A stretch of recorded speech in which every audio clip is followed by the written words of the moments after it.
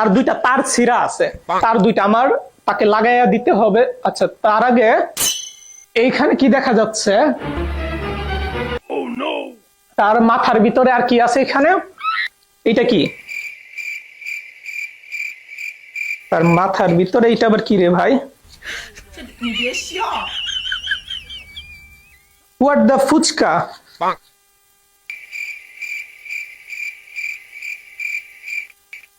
পাতা।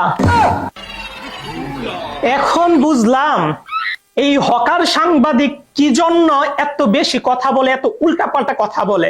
এই যে শুকনা পাতা, এই শুকনা পাতা সে এইভাবে কিভাবে আমি তো জানিও না, হাতের তালুতে রাইখা এইভাবে গৈসা গৈসা সিগারেটের ভিতরে ভইরা টানে।